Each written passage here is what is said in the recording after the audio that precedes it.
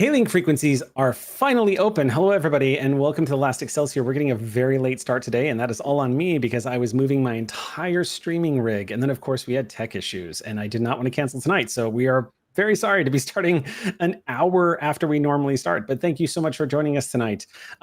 Because of the late start time, this is going to be something of a shorter episode. We don't want to go too long tonight. So we'll be keeping you guys posted about that. But we are very fortunate that we have Xander with us tonight, joining us, reprising his role as Chief Tech Lenatus. Thank you so much for being here, Xander.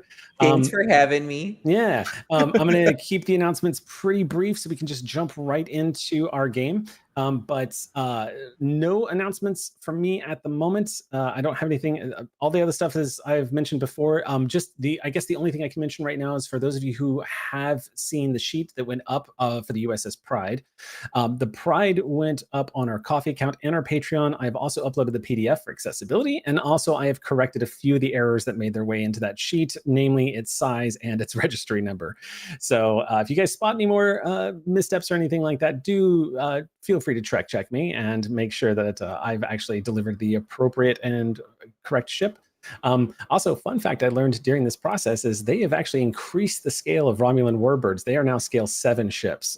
So that's new and terrifying. With that, I'm going to go ahead and toss it out there to anybody who has any announcements for tonight before we get started. Does anybody have anything they'd like to? Yes, Caitlin. Fastest announcement ever. Tomorrow, Drac is going to be streaming with me on my channel, and we are going to be playing GeoGuessr and helping raise mutual aid funds for a friend of ours to secure housing who is at threat of losing housing because of asking for COVID precautions. And so we are going to try to get this friend out of where they're living. We'll talk about it more later, but tomorrow at 1 p.m. Pacific time on my channel. Very fast. I'll tweet about it more. Awesome. Okay, cool. Thank you. Noir. Just got 2 quick ones. I'm going to be doing a lot more in terms of start playing games. So if you would ever like to have me GM for you, check out thenoirenigma.com or noirville.com, and you'll be able to see all of my availability for that. Also, while you're there, check out our merch store. We got some cool new merch. I'm wearing my Feige hat. So check it out. All right. Anybody else have any announcements? Yeah, Lisa. I have one quick one. I'm going to be at DreamHacks playing a D&D game, DreamHack Atlanta, this first weekend of October, so in a couple of weeks. So if you're going to be there, go see our game on Sunday. Brennan's running a spooky D&D adventure. Awesome. So, yeah. Okay. Thank you. Anybody else have anything they'd like to announce before we jump into this late game? Oh, yeah, Sam. Bats are 20% of all mammal species worldwide and constitute 2/3 of all individual wild mammals. Right. So many more than you would think, right? So what happens when the bat population of a continent radically shifts, and what does that do, not just to the ecosystem as a whole, but even to us? Find out on the latest episode of May Contain Science live on my YouTube now, youtube.com/adddelevely, DELEVELY.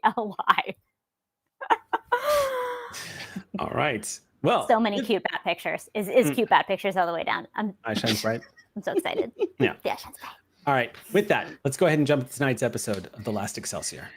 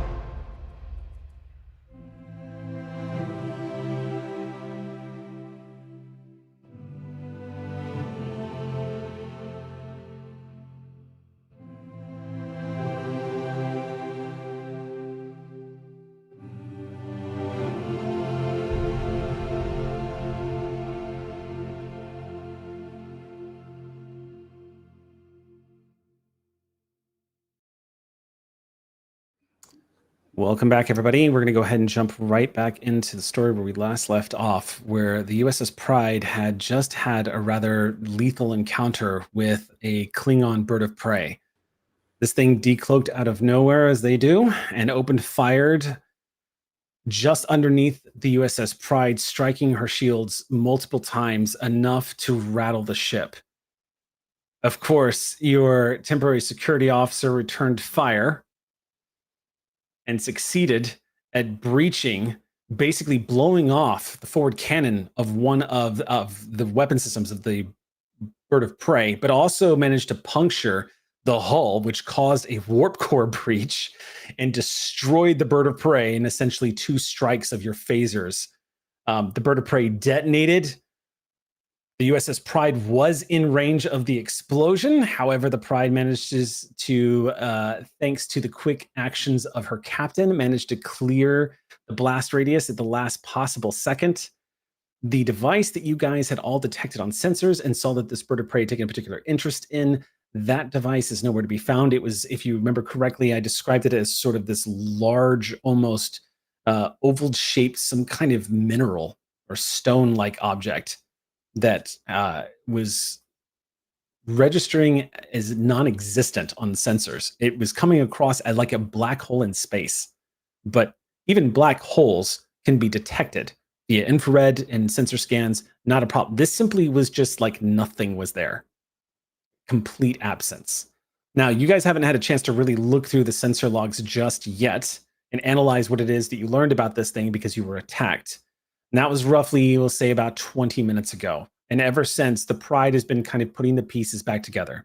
Right now, you're still at red alert. Shields are still up and the weapons are still hot. There's nothing reading on the sensors right now, including the object which, after the warp core breach, vanished. You're not seeing it anywhere on sensors. It's possible it was destroyed. It's not entirely certain.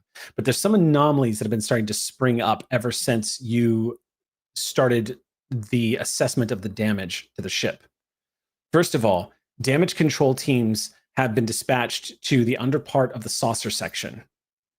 And for the past 15 minutes, they've been spotty on getting back information as to giving you a full damage assessment, confirmation of what the sensors were telling you of the outer hull taking significant damage. There wasn't a breach, but there was also 2 casualties that were reported. And that is actually the source of the anomalies. Because what you've learned in the past 10 minutes or so, just from trying to assess where everyone is on the ship, what their condition is, what the status of equipment is, basically doing a full rundown of, is the ship fully operational? The 2 crew members that were reported as casualties are nowhere to be found.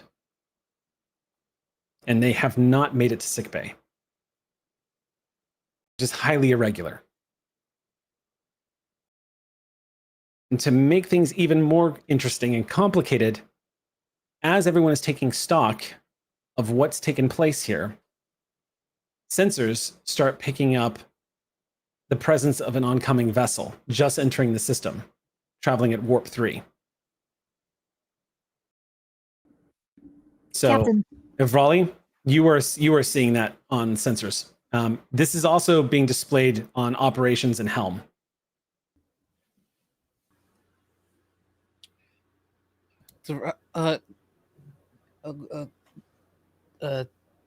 Sorry, Commander Tavin, were you about to say something? Tavine, sorry. We have company, Captain. Again. All right. Let's see if reach out for Hale. Let's see who we're dealing with. Hailing frequencies open. Okay. You hail the oncoming vessel. Mm-hmm. They respond. You hear a young voice on the other side say, USS Pride, this is the USS Rookie. We are a runabout class vessel coming in from Starbase 16 after being diverted to your location. I have on board Chief Tech Lenatus, who was being dispatched to the USS Pride by order of Admiral Rawl. Is that the captain? Did the sorry. captain answer? Hail. Admiral Rollin. Yes, aye, sir. That's correct. I'm sorry. I was gonna. You hear somebody being shoved aside.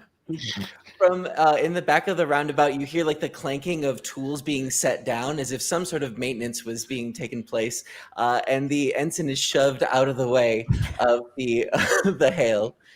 You see a stocky Bolian in engineering yellows with a sort of yellow jumpsuit covered in grime from obviously working in engineering. And he takes the seat down at the helm. Oh, geez. I finally got through to you. I heard you've been having some problems with your systems, so I'm here to help you out. Among other things, we just dealt with a hostile. I'm gonna send an escort to make sure that you get in safely. Oh, geez, a hostile? What the? I didn't know that was going to be happening. What's going on? And he's yelling at the ensign. Why didn't you inform me there were hostiles? Sir, I didn't know. I thought no alerts were sent by Starship. Ensign? One moment.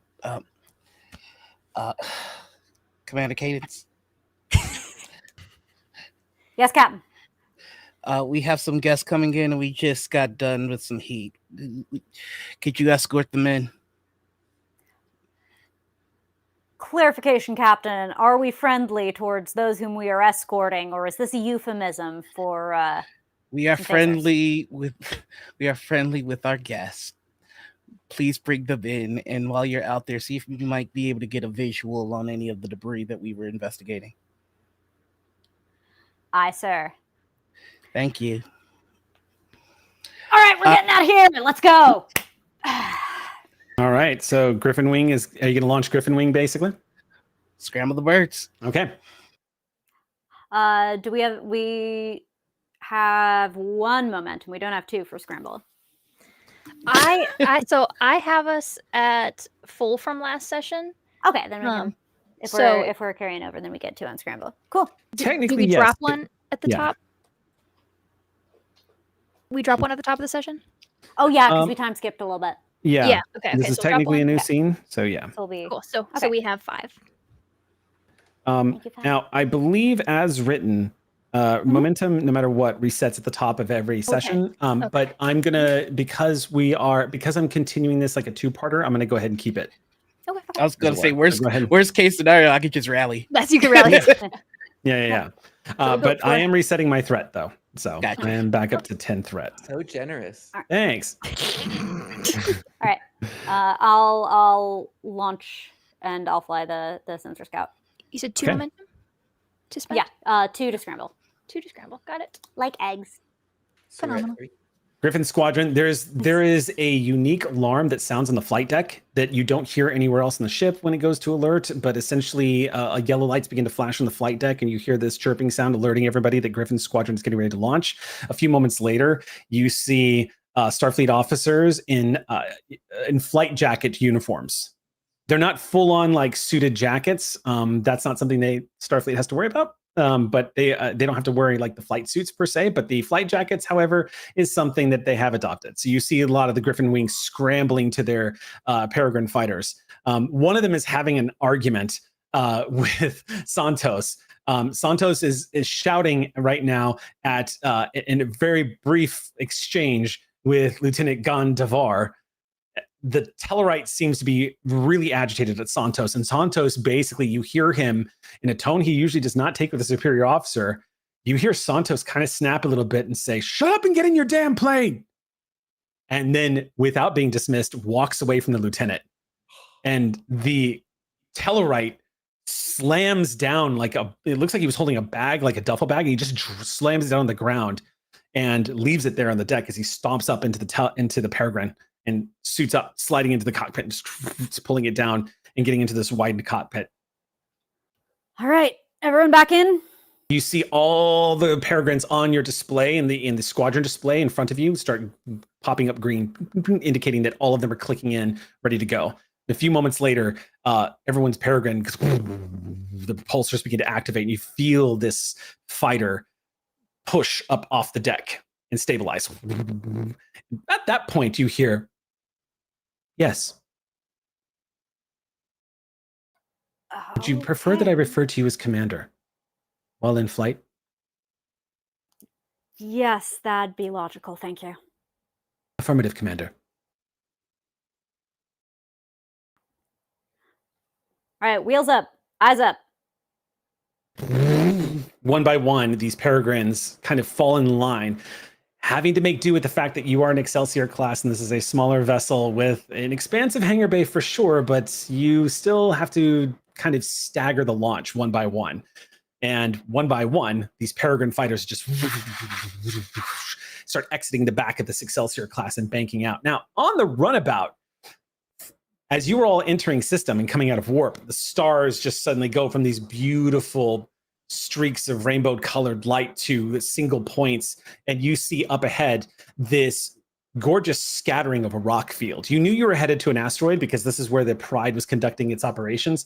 But through the window of the runabout and looking out into the night sky, you see the beautiful sight of this old Excelsior class refit, a classic hot rod style car from another age. Also kind of spectacular to watch is just as you're coming out of warp, to see this old ship, you see it scrambling fighters. It's pretty obvious as peregrine fighters are being launched off the back of the ship. Ensign, are those for us, or are there more threats? Anything on sensors? Well, I think, Chief, when you were shouting over me, that I was being told that they were launching an escort for us, because I guess there was a battle or something that I had no idea about. Nothing came up on sensors. I've been monitoring the Pride's arrival here for about 2 light years now, and I did not see any indication that there was a battle. So I would have warned you, sir. Thank you. I appreciate that, Ensign. Perhaps from our advantage point out here, we could do a few scans to see if we can help them out on any damage they had taken. Oh, yes, sir. Would you like me to do that, sir?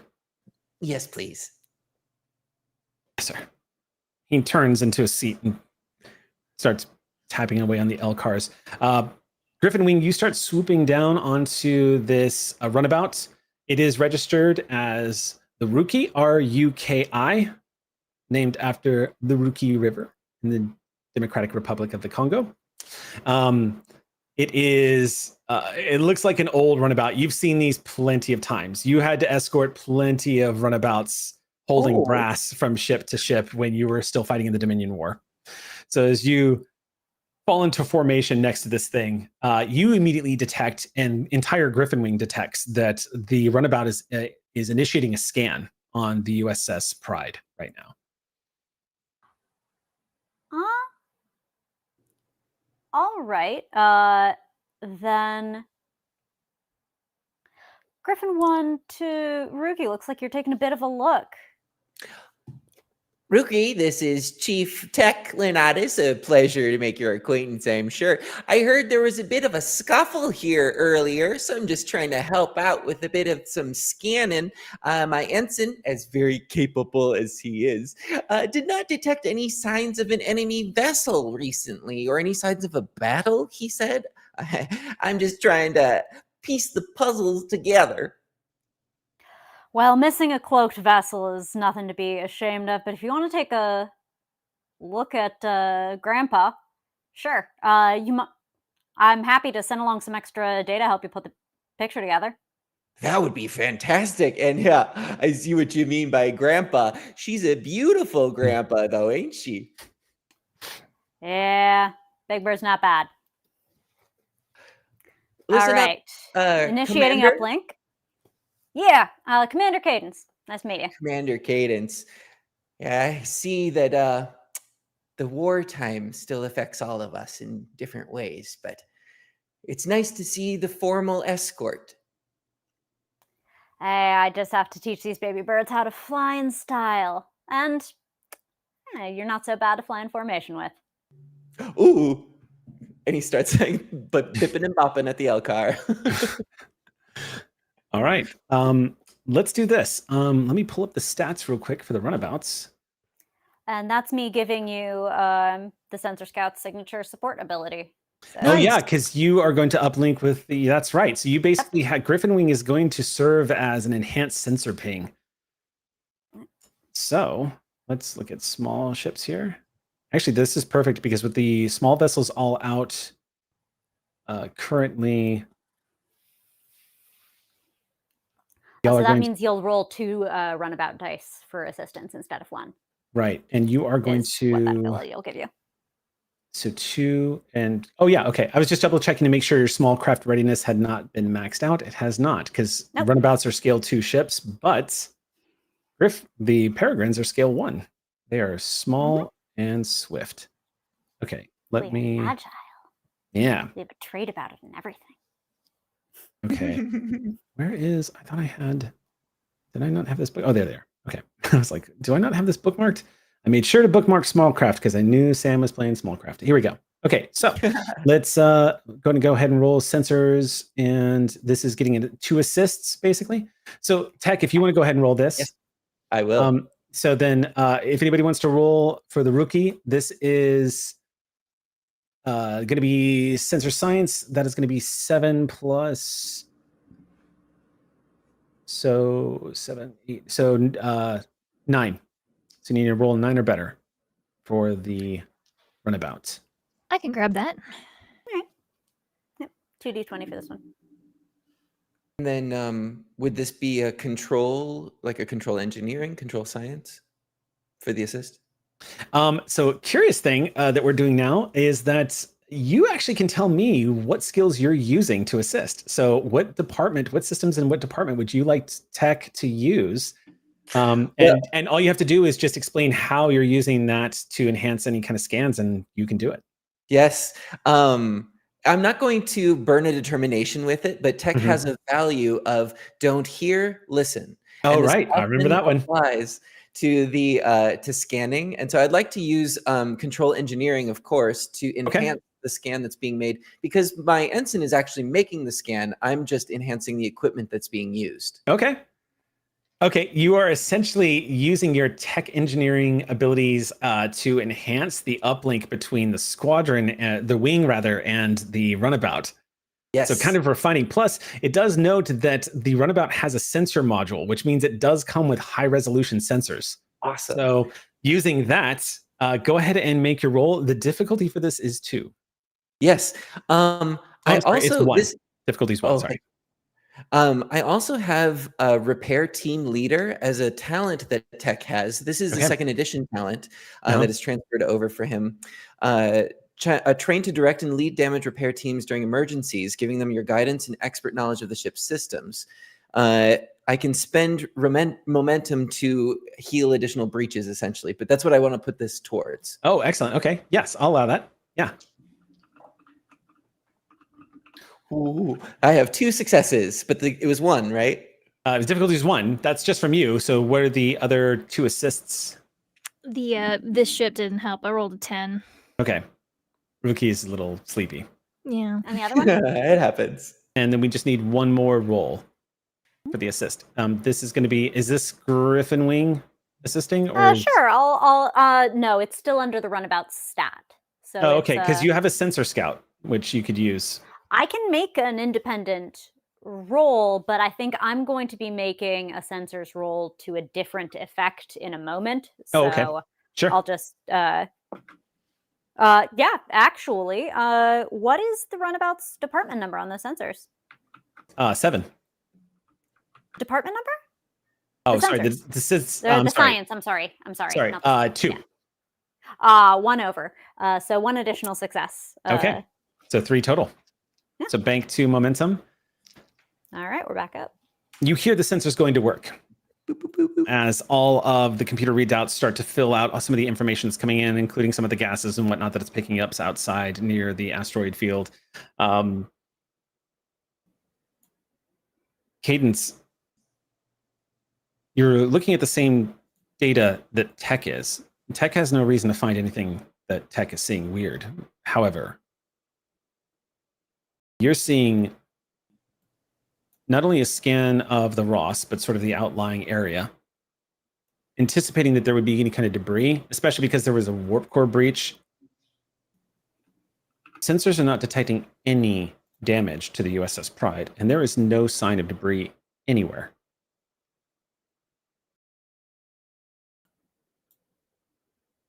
Tech, Sensors are not showing that the Pride has taken any combat damage of any kind, and you are picking up some minor imperfections in the hull. That has to do mostly with the refits, and they are very small in scale and in no way consequential. You're not picking up any combat damage, at least none that's detected that's happened in the past 20 years.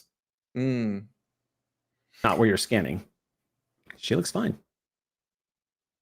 Tech is going to keep this to himself as we slowly make our way towards the ship, and it's assuming that we're going to be having a meeting when we get in. This might be the time to share that.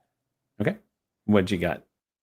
I'd like to spend and obtain information on those scans while we're here. Ooh, okay. We've got momentum. Burn that point of momentum. You start tapping on those LCARs and looking a little closer at the sensor readouts. What would you like to know? I'd like to know about any lingering energy signatures where I was aware combat had taken place. Any tachyons, for instance. Ooh, chronotons. In the like any exotic particles. In the absence of the containment, there should be trace particles of the aftermath of a warp core breach. Antimatter went boom. So you should be detecting all kinds of energy traces from an event like that. It lingers. You're not detecting anything. You're not detecting the signs of wreckage. Even with an antimatter explosion at the gut of the ship, there should be wreckage from a bird of prey around here. You're not detecting anything.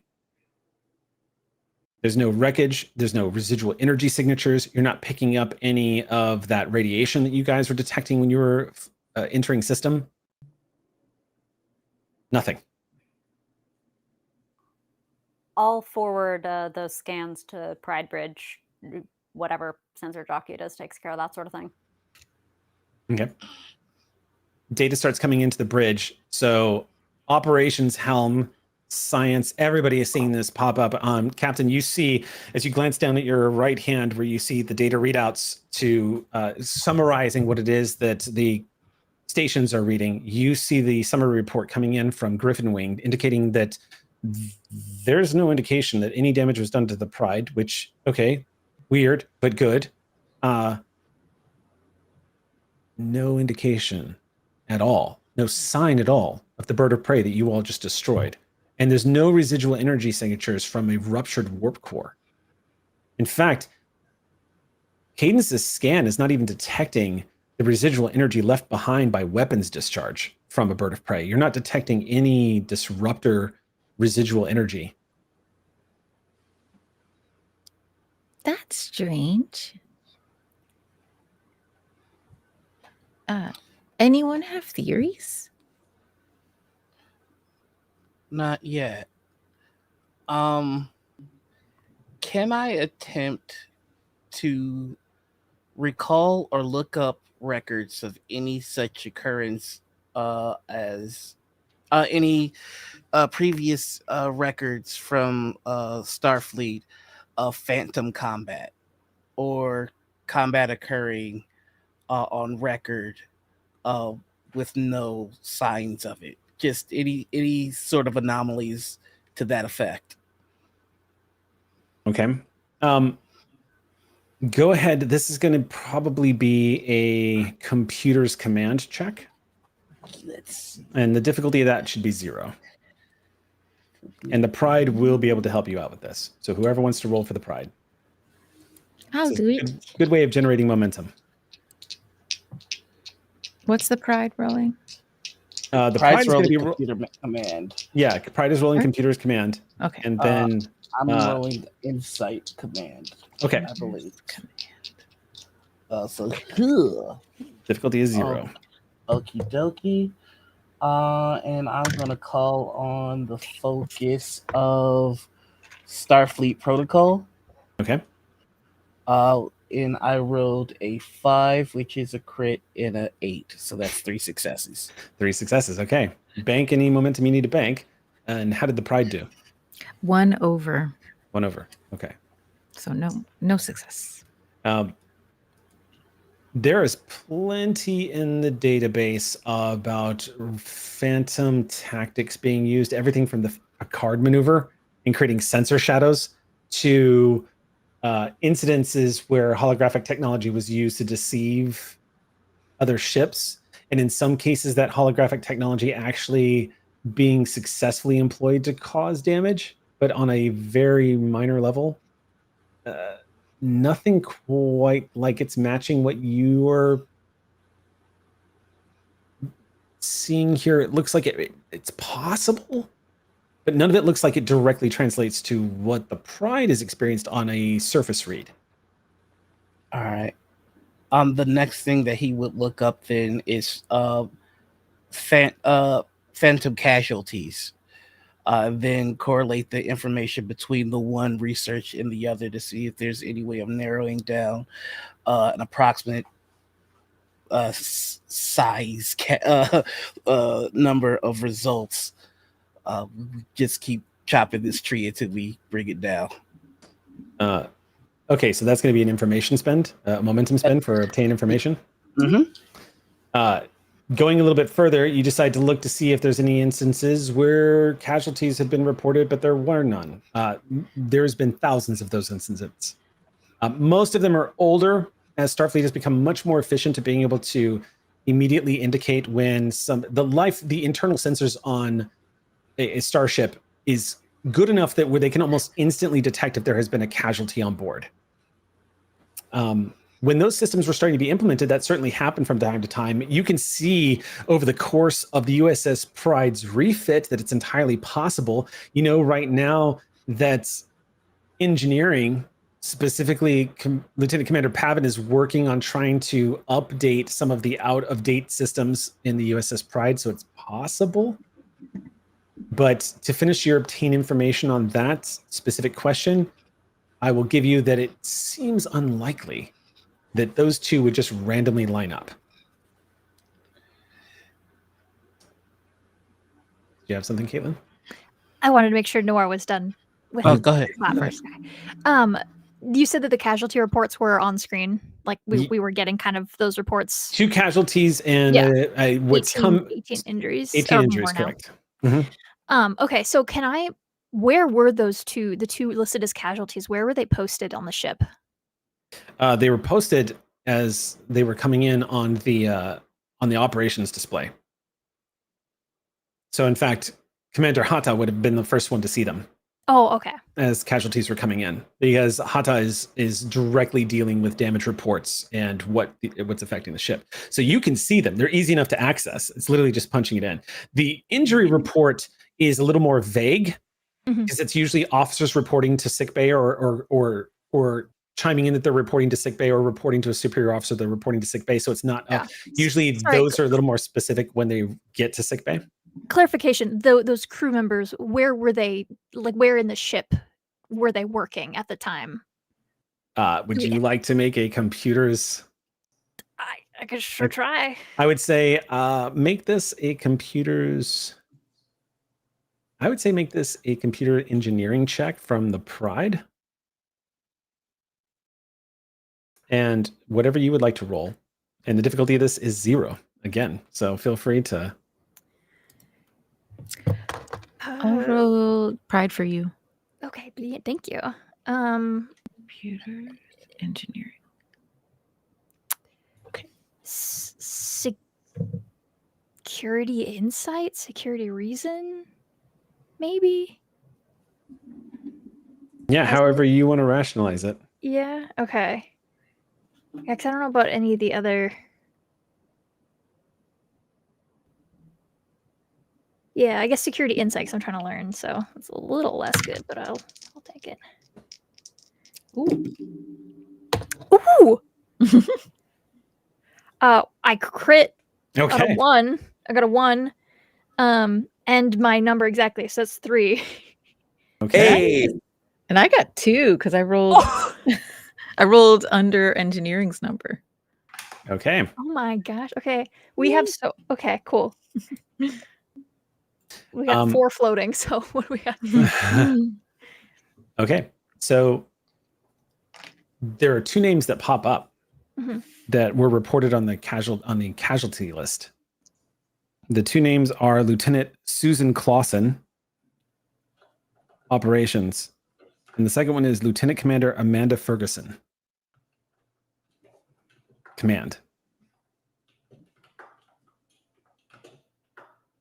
Neither one of them are listed as serving members of the USS Pride. As their names pop up, information is not available. They are not currently registered as crew members on board.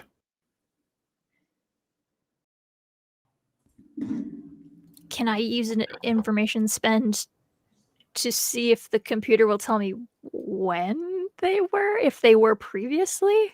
Yes. Okay.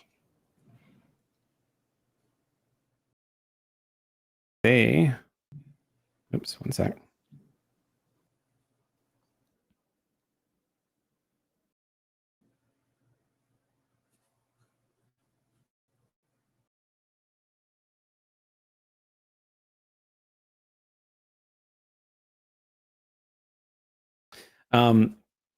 Yes, they going through the records for Starfleet Command, you see both of them pop up. They served aboard the USS Pride in 2314. You see them wearing the monster maroon uniforms, and both of them are listed as killed in action or lost in the line of duty during an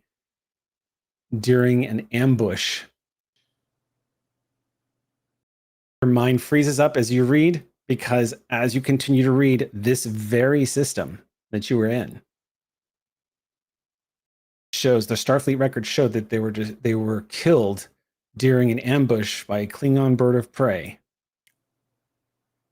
during the USS Pride's first tour in 2314 here in this system. Burrell class bird of prey. I assume I'm looking at these with Hata because our stations are right next to each other. So data can be pulled up. Yeah. I assume we're basically looking at these together. One is a you see Amanda Ferguson is a middle-aged woman that has a rather stellar Starfleet career and looks like she was on her track. She was being considered for commander. Lieutenant Susan Clausen was a young engineer that had high hopes to be, one day wanted to be engineer's assistant. Both of them were killed during the attack. You also note that 18 injuries were reported in the attack. And I assume if I looked at their registration or when they were serving aboard the ship, it would be from that time frame as well. Mm-hmm. About that time. So we have three floating momentum right now. So if anybody has any ideas for spends. And to keep the scene moving, I'm going to say as this is all being done, that Tech's runabout is currently landing. Yes. In the bay. I will say, just as a quick side scene, Tech will get up from the helm and command the ensign. Go ahead and initiate docking procedures and go ahead and lower shields. And Tech is going to go over to the small med bay that's a part of the roundabout, like just the station, and start programming 2 hyposprays. They are just like standard inoculations against radiation and then known like hallucinogens. It's nothing specific, but just some precautions of we are the only 2 that are coming in that may not have been affected by whatever this is. Okay. And he's like sort of quietly doing it while the ensign is docking. So if there's one mistake or if it's a little bumpy, he's got to hear about it. Aye, sir. The ensign, you see indications I'm an engineer, on not a doctor. Indication on the console shows that the Pride lowers shields as you begin to be tractored into the large hangar bay of the USS Pride. You turn back, Tech. You've seen some shit. Yeah. So as you're sitting here, there's a part of you that's just like, I have seen creatures emerge from subspace. I am not taking any chances. You just like tap on a few indications on the console, and a few moments later, you see hyposprays begin to materialize in the standard compounds that you need. Just plugging them in, putting them into a satchel. You are good to go. I will like do myself, and then to the ensign. As well. Okay. Easy peasy. And he's like muttering himself, like, "This is why you left Narendra Station. You wanted to go on an adventure. It would be fun," they said. Okay. I- I'm gonna call out to Cadence really quickly. Commander Cadence, are you seeing anything while you're out there? Any sign of debris? Any sign of any sign that the combat actually occurred? No, I am feeling pretty foolish talking to our guest about this great big combat and the antimatter explosion, Captain. Gotta be honest. I'm feeling pretty foolish having sent an escort if no combat occurred. I need to find out whether we're dealing with a problem with our sensors or if there's some environmental factor.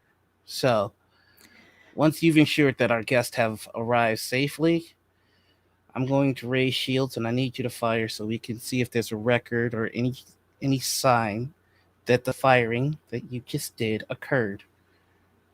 Captain, you need me to what?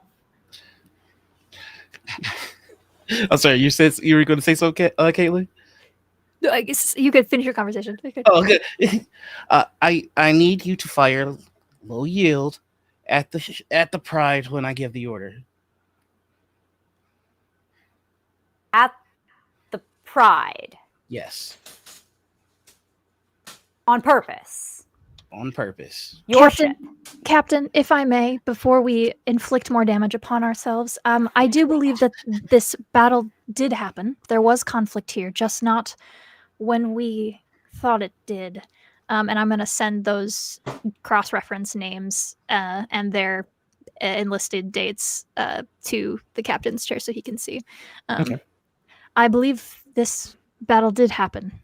There was conflict and there were casualties, just not from this particular crew. But this particular ship. But this particular ship, yes, sir. Which also means there were no casualties, Captain. There was no damage at all. Perhaps it had something to do with the object we saw.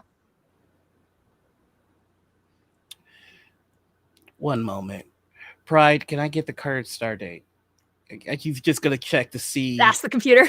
Okay. Yeah, you get the you run the start date basically. It is aligned with current start date. It's the expected date. Okay. Yeah, you see as it lines up, and of course I'll have that for you all after the episode. But you see that the start date does look like it lines up with current the chronology that is being fed to you by Starfleet Command through subspace. Ship time and everything is completely accurate.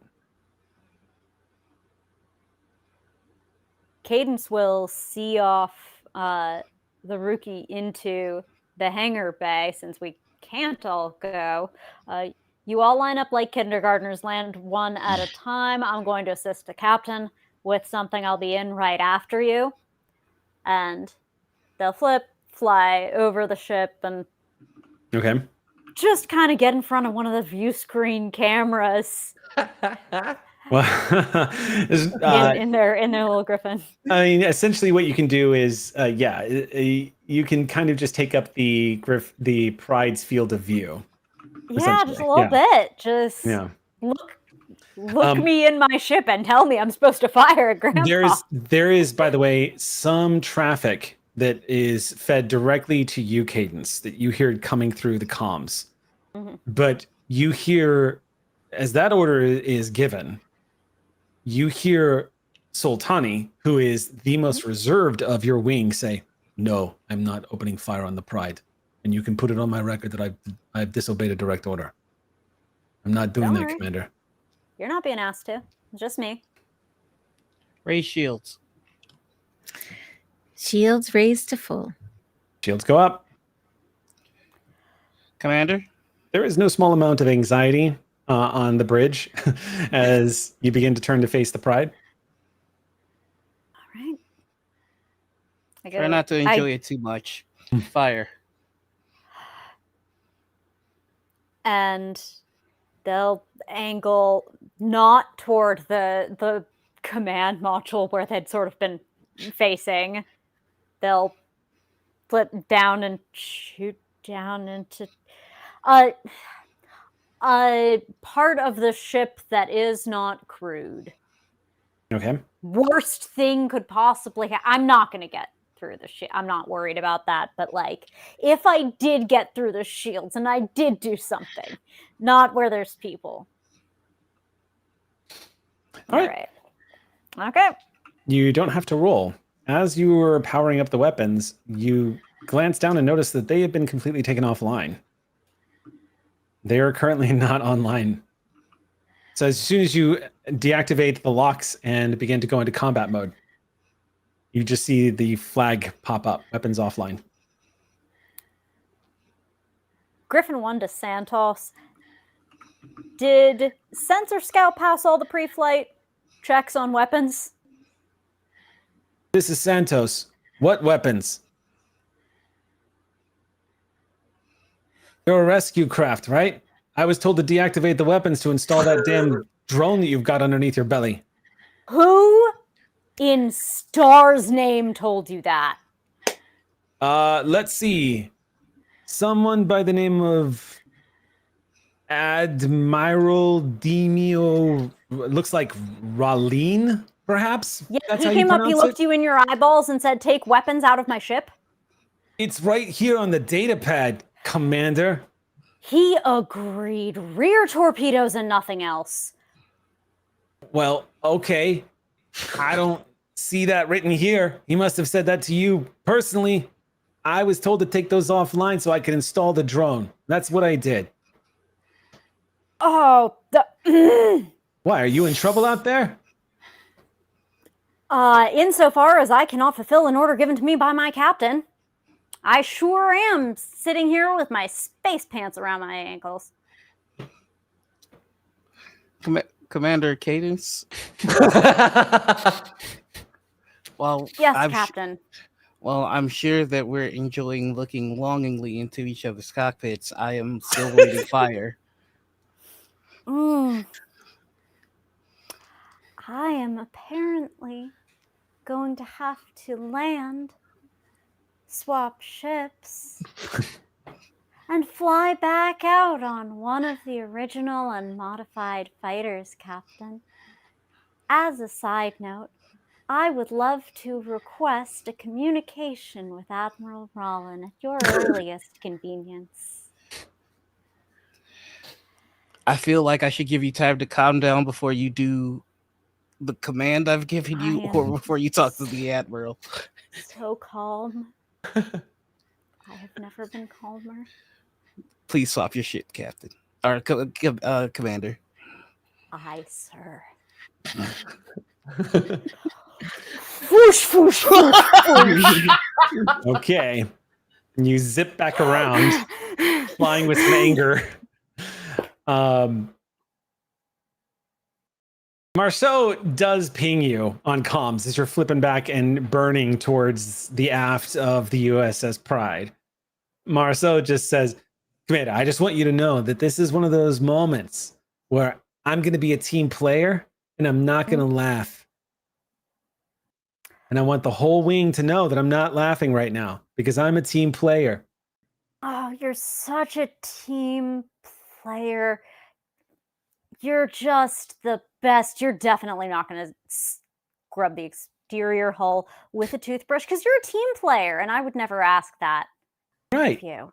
Right. Yeah, team Yeah. player. Space was a mistake. Back on the deck, Tech, as you are stepping off the runabout, as the ramp is going and is lowered down, approaching you, you see a Trill. Short hair, middle-aged, looks from the tanning on his skin that he has spent a large amount of time, probably under multiple suns, doing what you would probably, you see somebody who's probably got somebody, definitely has put in some elbow grease in his time. Has the ranks of lieutenant commander, but definitely looks like somebody who probably started as enlisted. Let's put it that way. Comes striding up to you, the big smile on his face, and says, Chief Tech Lenatus? Chief Pavan Ivan? That's me. Yeah, it's a pleasure to meet you. And he extends his hand. I admire what you've done with this old gal. Or I'm sorry, grandpa, as Oh, you yeah. call. I do the gal thing, but she's whatever we want her to be. It's great, but I imagine you're having issues with the nacelles, huh? Some of the plasma manifolds. It's mostly the yes, the plasma manifolds. It's the power input of the Pride. We installed a new warp core just as we were headed out. And we'll do like a walk and talk, Yeah. like we're heading to engineering. You and West Wing it all the way to engineering. Yeah. He just says, I love this ship. I love this ship. But they installed a brand new warp core just as we were getting underway. And Rollin was shooing us out the door as quickly as possible because he didn't want any of the other admirals to stop the Pride from being launched. There was this whole controversy, blah, blah, blah. Cut to where we are now. And what I'm discovering is there's a lot of systems that are suffering because there's not enough power distribution going to all of them, mostly because it feels like a lot of the tech here is a little outdated. Like the refits, some of the equipment on the Pride can't be replicated. It needs to either be repaired or handmade at a starbase. And we're out here. Anyway, sorry, I don't want to chew your ear off here, but it's frustrating. Let me just say too, since we're talking about power distribution, I gotta say, working on a ship with 2 warp cores, I'm just trying to wrap my head around that. The plasma distribution is...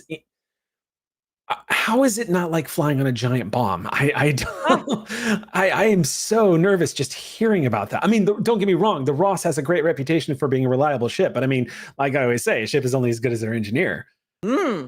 Wow, that is a great saying. I might adopt that. But yeah, I mean, the same thing. Ross is now undergoing some refitting itself. I mean, technology will continue to expand and change as time goes on. And that's really the wonderful thing about it. But if something is well made and well crafted, there's no saying it can't be well used. I mean, for instance, you take the universal translator here. It's still translating my Boolean accent in this strange way, but it's sort of become a part of me, and it's how I speak and communicate. And that's just what you got to find with this old ship, right? You got to make those parts speak to each other, even if they're speaking some new languages. Yeah, I guess that makes sense. And, you know, honestly, what you're saying is kind of a testament to the Pride. I mean, one of the reasons why the crew is so proud of her is the fact that she's an 83-year-old starship. And but this upholstery is brand new. Look at it. And also, it just looks really good with the size of the corridors because they didn't expand a lot of the space. It's just, I don't know. And plus, if you ever wanted to sleep in a really comfortable bunk, Excelsior class is the way to do it. Oh, I'm so in. You guys step down into, indeed, a very old-fashioned looking engineering section. It's nowhere near as expansive as the USS Ross, and it doesn't come anywhere close to the amount of power the USS Ross is pumping into her plasma conduits. And as you move into here, you can see, being a smaller ship, this is one of the most up-to-date warp cores, and it has been installed. And moving over to the main engineering station, you see a couple people nod to you. Looking at the readouts, you see that the Pride is done quite well for itself, but you're already seeing some problem areas. If you would like to go ahead and make a check real quick. Yes. Oh my God, here we go. For the first time in years, Tech is going to roll a tech check. Let me do it. So for the Pride, whoever wants to roll for the Pride, this is going to be engines plus... this is actually going to be engines plus engineering. And Tech, whatever you want to roll. Yeah. And the difficulty is 1. Yeah. I'm going to take a little bit of a different approach with this, and I'm going to use reason engineering because it's not necessarily coercing the engine to do something that it's programmed to do, but rather figuring out a new way to do something. Right. Okay. I would also like to use the talent of cautious engineering to add a die to my roll. Sam's favorite. Yes. Ever since the days of S.H.I.E.L.D. favorite trait. Yep. And so I've got a 16 as my goal. Okay. So whoever wants to roll for Pride. I can. All right. Engines engineering, right? Mm-hmm. Okay. So I got 2 successes, but I also got a crit success. Oh, nice. So that is a 4 total. And 1 from the ship.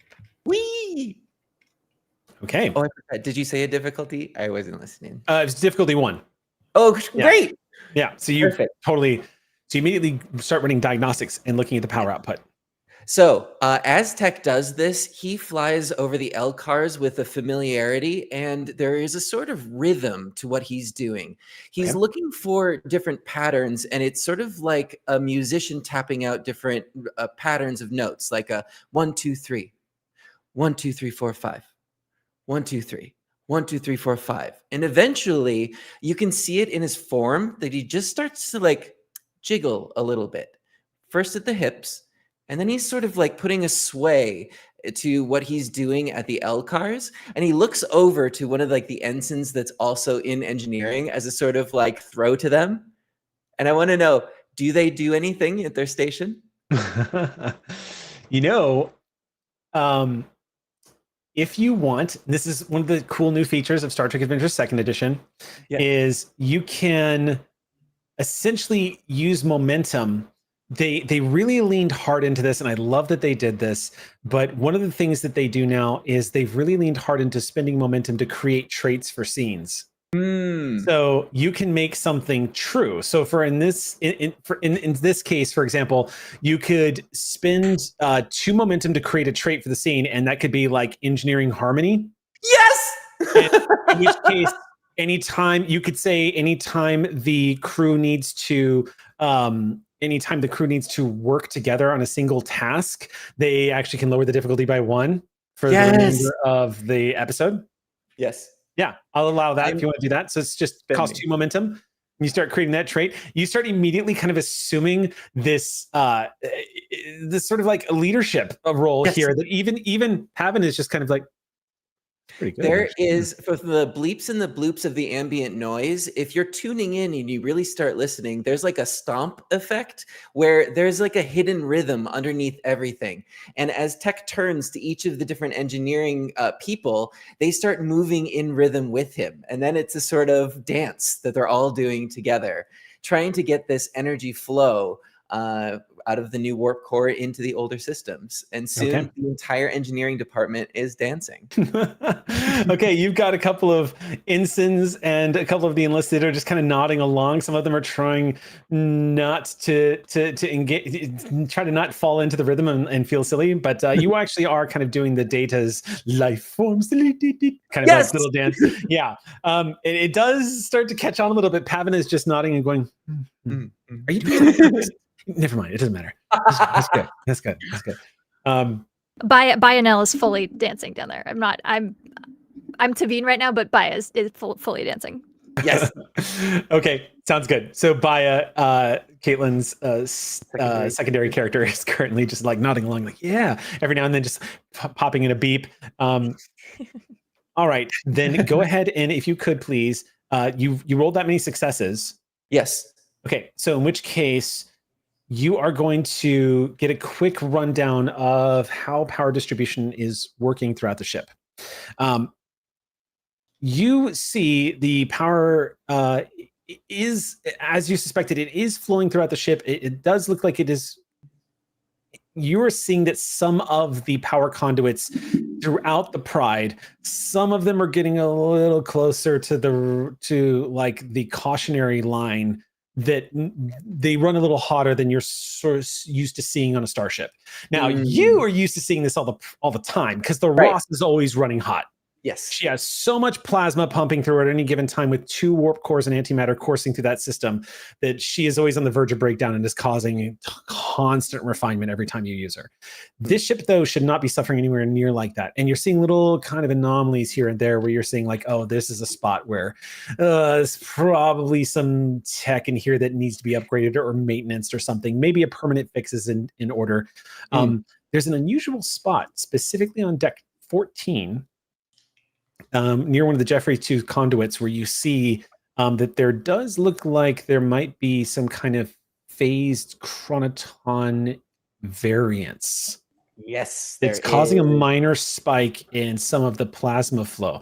It's extremely unusual to see any kind of chronotonic variance anywhere near a plasma conduit or energy output on a starship. It usually indicates that you have come into contact with some kind of spatial anomaly of some kind. It also looks like that particular place has not been maintained in decades. Decades. Okay. Decades. You're not seeing any logs for the last time this particular conduit was maintained, except Yeah. for about 23 years ago. Gotcha. So this music is playing through and engineering is dancing, and people are like not avoiding each other, but they're smoothly out of each other's way as the rhythm continues. And then it's all of a sudden the rhythm stops. And everybody just sort of looks over at Tech and he goes, I found it. Pavan leans in and goes, what is that? Reaches in and taps. Says, computer, can you analyze what this chronoton variance is? There is no chronoton variance detected. But it's right there. Taps on the sensors again. Getting a closer look, you see that the computer has made a leap of logic. Because as you gaze closer to the sensors, what you're actually detecting is a small pocket, maybe the presence of particles, chronoton particles. But curiously enough, the computer seems to be having trouble reading exactly what the nature of it is. And Pavan says, looks like we're going into the Jeffries tube. With that, Tech will tap his badge, which has now been attuned with the communication systems here on this ship. Chief Tech to Captain Jaren.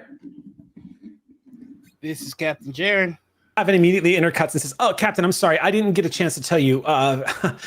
This is Chief Tech Lenatus that just arrived on the runabout. I had mentioned to, I kind of mentioned to Tavine that the Pride could use a little expertise on some of the outdated equipment that she still had installed on her. And well, Tavine took initiative and basically reached out to the person that has the greatest sense of expertise of power flow systems on old ships. And anyway, Captain, this is Chief Tech Lenatus of the USS Ross and Narendra Station. As much as that is true, also, Admiral Rollins sent me here personally just to take a quick check at all of the systems, and you do have a bit of a power problem, and so I thought it might be a good time to set up a meeting of some sort with your senior staff. That sounds wonderful. Since you've already taken a preliminary look, might I ask you a question? Yes, I'm at your disposal, Captain. Have you noticed our sensors acting strange?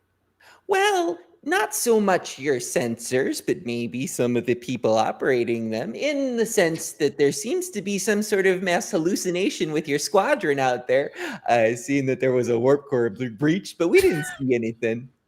Pavan just...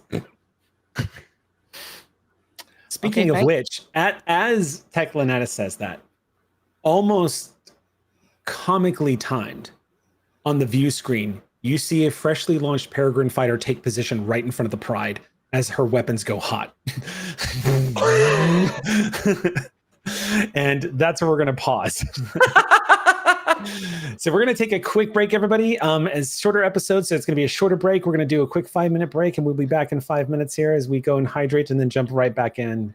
We'll see you in just a sec. Hello. Okay. The chronotons are affecting our yeah, I was like, yeah. That was a nice little two-step. All right. Well, as I finish chewing, just so everybody knows, as much as I love them, this is not dinner. This is not a good dinner to have. But if you want to sponsor us, Skittles, go ahead. We are the USS Pride, so I'm just saying. Right. All right. With that, when we come back, up on the bridge,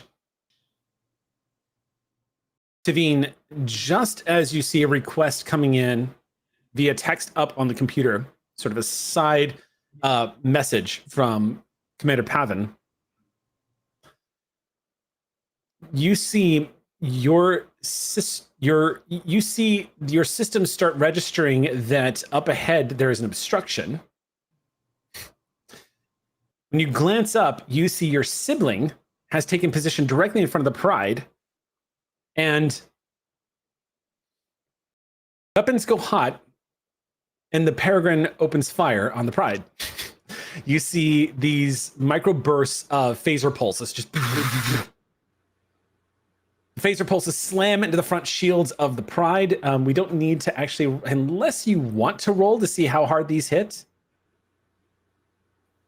which we absolutely can if we're curious. Oh my goodness, Lord Portico is snapping. We got a hype trade. Thank you. Sam and I will both tell you that is par for the course with Lord Portico. But I was firing phasers, not torpedoes. I know. I mean, I'm certainly happy to roll for the damage if it's a point of pride. I do hit. Yes. And I can. Yeah. Normally the difficulty of firing these pulse cannons would be a difficulty 2. However, Correct. because it's hit what's up bro, hit me in the face kind of deal. Since the USS Pride is currently reenacting a scene from Fight Club, you can go ahead and just roll the dice and hit. So if you'd like to do that. I did indeed do that, and I will put my versatile into enough damage to overcome the scale. Okay. So that we actually just tap her a little bit. Okay. You mean there's no challenge dice to determine the amount of payment? I know you brought them and you miss them so much, and they look very aesthetic. I told Xander, I was like, you trust me, this is going to be a much nicer experience. Like when they got rid of the challenge dice, we're good to go. Yeah. The Pride feels a little bit of a shimmy.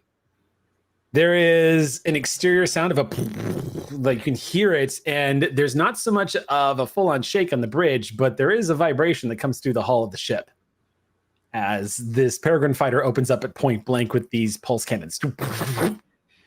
They fire in bursts of 3s. Now you can imagine the havoc that this must have wreaked upon any of the Dominion ships that she was flown against back in the day. But flying against a cap ship, you start to see, at least here on the USS Pride, you get a sense as to why it is that the big argument is being made that fighter craft really only serve a purpose if they're going up against other fighter craft. It is, in fact, very similar to what you might have expected if, say, a Dauntless strafed an aircraft carrier in World War II.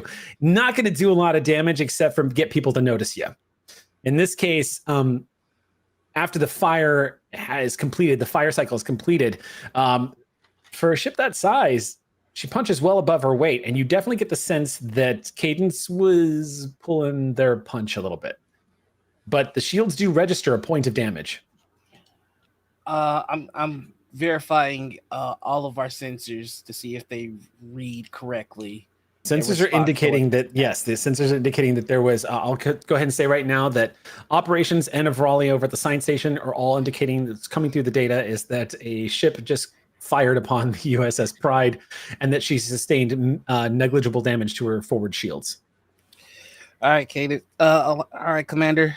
That's what I needed. I've got the data that I needed. Lowering shields. Come on in. Sure you don't need me to do it one more time, just to be sure? Commander, I'm already please. flying away. Okay, thank you. All right. Anytime, say the word, Captain. You get the weirdest assignments. All right, so I'm gonna look at Hata and go, Commander, our sensors seem to be functioning well within parameters. They were functioning during the combat with the bird of prey, but the information was altered after the conflict. So let's keep an eye on the data and see if there's any changes. Yes, Captain. Captain, as strange as it might be, what are the chances that we were experiencing a memory from the ship itself?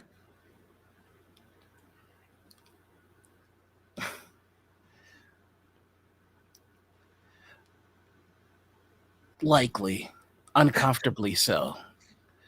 Noted. I'm gonna check my. I got a message before I was distracted by getting shot at by my sibling. Right. I will now check that. Yeah, you just see that that Lieutenant Commander Pavin has basically sent you a message saying that Chief Tech is headed into the Turbolift to investigate an anomaly, and Pavin is personally requesting that you accompany the Chief. Captain, I'm getting a request from engineering for my presence, permission to see what they need. Permission granted, but Lieutenant, your theory. I would ask that you explore it further. Nothing is beyond the realm of possibilities this far out. She's an old ship, sir. She's experienced a lot. There she is. I'd rather she keep those experiences to herself, however. You will eventually form new ones with her, Captain. I don't know how long you can keep that particularly separate. And then I'll pull in whoever is my... do we have an ensign, or if it would be at a higher rank, whoever would take my seat for me, and I will head down. One of the Aux crew members immediately slides into your seat. You head over to the turbo lift. Captain, Deck 14. perhaps we should take another scientific angle and do some scans on the crew. If we all saw this happen, but there's no evidence of it happening, then maybe we are under the influence of something. I agree with the recommendation. Do you have a way to execute? I would just delegate that task to Medbay. Noted. I suppose it'd be better to go and give the order in person. If anybody needs to get their head checked, might as well be me, right? I think you've been very level-headed, Captain. I also want to check in on if we actually have any injured, so the con's yours. Yes, Captain. I'm gonna head to the turbo lift and head to medical. Okay. Nata, she's in her tank, so she swims over to the captain's chair. Okay. Because above it. Because That's that's a visual that Xander is probably going to be curious about. We explained. There is currently Hata tested. is currently enveloped in a sort of like a low yield force field that is actually holding a like a replicator generated water supply that is allowing her to essentially exist as an aquatic being in a contained aquatic environment. So she is, and of course, as she is moving to further simulate the experience of being in an aquatic environment, it is actually causing a bit of a levitation act. Using this holographic force field, there is what looks like a device just underneath her that is repulsing. It just kind of follows her around as she swims over to the captain's chair and just sits down. Cetacean Ops got a mobile emitter. Yeah, you should know that a lot of the advancements made in environmental technology has been largely inspired by the technology that used to create Exio and a lot of Exio's ability to interact with other systems. Largely because Exio's former captain made a lot of noise about Exio's inaccessibility on star bases. And now photonic life forms being something that Starfleet is taking quite seriously, that has led to a whole revolution of using holographic technology and photonic technology specifically into creating new artificial environments for people to serve on board starships. Love it. Yeah. So with that, taking the captain's chair. So who would like to go first? We got a captain headed down to sickbay. We've got somebody is docking their Peregrine fighter after shooting at the Pride. And then, of course, we have our chief helm officer that's reporting to deck 14. Yeah, Tech is going to head to deck 14 with Chief Pavan and his ensign from the Riku. Okay. Or not, the Rookie, rather. Riku was Tech's brother. Yes, it was. And I just want to say, for the record, totally coincidental that I chose that name. I literally randomly rolled that because runabouts are named after major rivers. So it just so happens. Yeah. But has definitely put out the call for Taveen, who he's interested in meeting at Admiral Rawls' suggestion. Okay. Easy peasy. So then showing up at deck 14, you're going to get there just in time as Taveen is showing up. Prawl is approaching with the ensign. Prawl has been kind of grilling the ensign a little bit, going like, So what do? Do you just pilot other people around? Is that kind of just your deal in Starfleet? And the ensign just kind of nods and says, yes, sir, at the moment. I want to be Helms officer, sir. So I found out that if you're willing to endure long trips and sit in chairs for a very long time, then you kind of end up paying your dues. All right. Yeah. No, that makes sense. I mean, I would hate that. I have to be moving around. But yeah, well, I mean, more to you. He also holds my kit, Tech says as he grabs the kit from the ensign. I also hold the chief's kit from time to time, all the time, actually. Well, I have to get myself one of those. Lieutenant. You come around the corner. Lieutenant Commander Tavin. This is Tavine. This is Chief Tech. Chief Tech Lenatus, I must be honest, I wasn't expecting to see you so soon. Commander Tavine, I made some good time. It was at your suggestion that Admiral Rollins sent me over here. They had said you've been having some power issues, which I can understand with this old grandpa here, huh? She has a bit of patchwork in her technology and not a lot of know-how on handling it. I see. So you're the helms operator for this here ship, huh? Can you tell me, how does she fly? Well, if you know how to do it.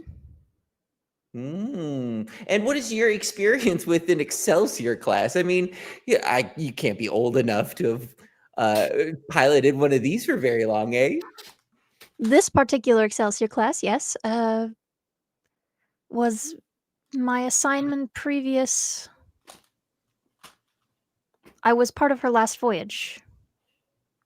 Voyage before she was brought back. I flew with her for quite a while.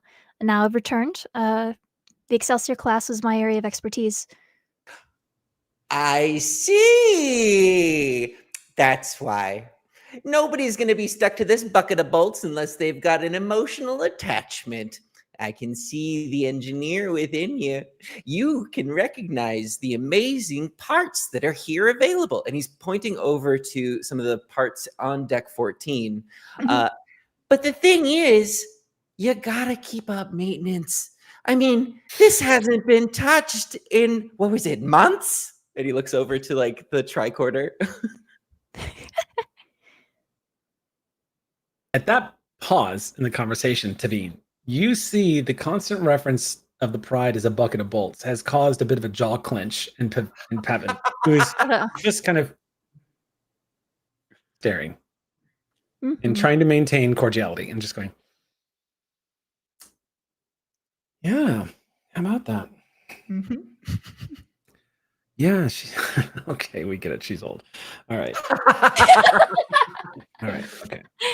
Well, I guess it's about time to get in there. Chief Tech, if you want to go ahead and take points, and Tavine, if you want to get on in there, why don't you hand Chief Tech that? Oh, you already gave it to him. Good. Ensign, why don't you come with me? You guys keep me posted. I'm going to be on comms and keeping a lookout on internal sensors. Let me know what you find down there.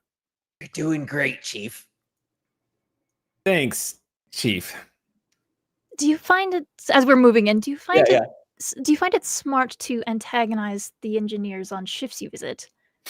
Well, here's the thing. I'm coming into their house, right? I got to see how they handle the pressure.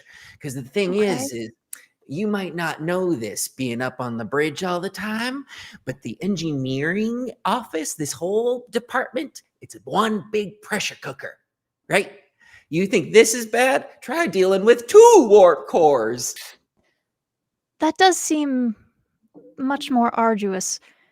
Luckily, we don't have 2 warp cores today. We have a month's delayed maintenance?